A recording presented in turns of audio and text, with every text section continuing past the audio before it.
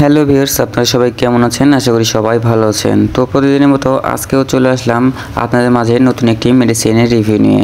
তো অবশ্যই থাম্বনেল দেখে বুঝে গেছেন আজকে আমি কি মেডিসিন নিয়ে আলোচনা করব। আজকে আমি যে মেডিসিন নিয়ে আলোচনা করব সেটি অত্যন্ত গুরুত্বপূর্ণ একটি মেডিসিন। না টেনে ফুল ভিডিওটাই কন্টিনিউ করবেন। তো ভিউয়ার্স, আজকে আমরা আলোচনা করব স্ক্যাবেক্স ক্রিমটি নিয়ে। এটি বাংলাদেশের সুনামধন্য কোম্পানি স্কয়ার্স ফার্মাসিউটিক্যাল লিমিটেড বাজারে নিয়ে এসেছে, যার জেনেরিক নাম পারমেথিন।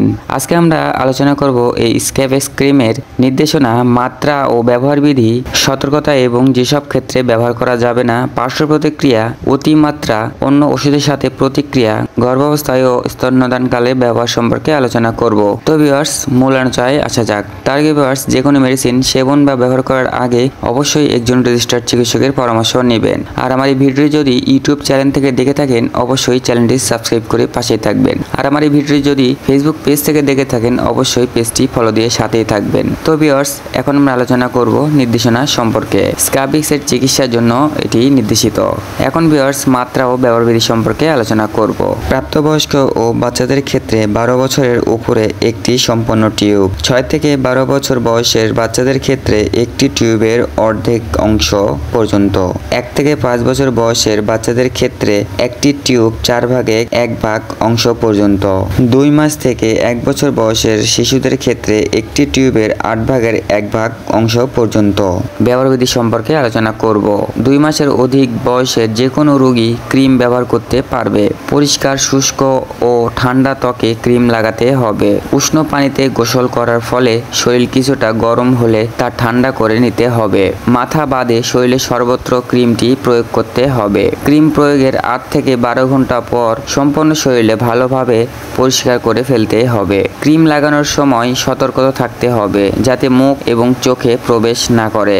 এখন ভিউয়ার্স, সতর্কতা এবং যেসব ক্ষেত্রে ব্যবহার করা যাবে না। এই ক্রিম এর উপাদান অন্যান্য পাইরিথ্রয়েড বা পাইরিথ্রিনের প্রতি অতি সংবেদনশীল রোগীদের ক্ষেত্রে এটি ব্যবহার করা যাবে না। পারমেথিন নিজে চোখে জ্বালাপোড়া সৃষ্টি করে না, কিন্তু ক্রিমটি তা করতে পারে।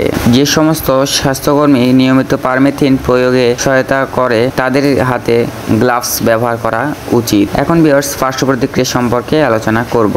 স্ক্যাবেক্স রোগীদের ক্ষেত্রে স্কিন ডিসকমফোর্ট, প্রধানত ক্রিম প্রয়োগের পর কিছু রোগীর ক্ষেত্রে বার্নিং, টিনজিং অথবা টিটলিং দেখা দেয়। পারমেথিন প্রয়োগের পর ইরিটেশনের অস্থায়ী লক্ষণগুলো যেমন ইরাইথেমা, ইডিমা, একজিমা, র্যাশ এবং প্রুরিটাস দেখা দিতে পারে। তবে এর উপসর্গগুলো স্ক্যাবিক্স রোগের স্বাভাবিক অবস্থা হিসেবে বিবেচনা করা হয়। স্ক্যাবিক্স চিকিৎসাধীন রোগীদের ক্ষেত্রে চিকিৎসা শুরুর 4 সপ্তাহ পর পর্যন্ত চুলকানি স্থায়ী হতে পারে।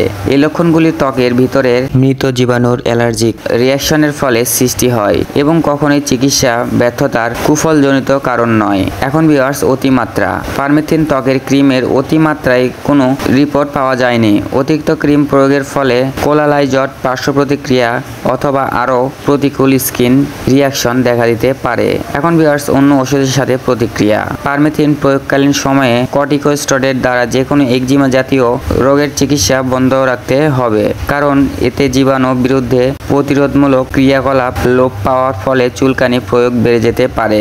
এখন ভিউয়ার্স, গর্ভাবস্থায় এবং স্তন্যদানকালে ব্যবহার। গর্ভকালীন সময়ে পারমেথিন ব্যবহারের তথ্য খুব কম। যে কোনো ধরনের কোনো ক্ষতির সম্ভাবনা পাওয়া যায়নি। উপরন্তু সম্পূর্ণ শরীরে প্রয়োগের পর পারমেথিন সিস্টেমিক বিশেষণ খুব কম।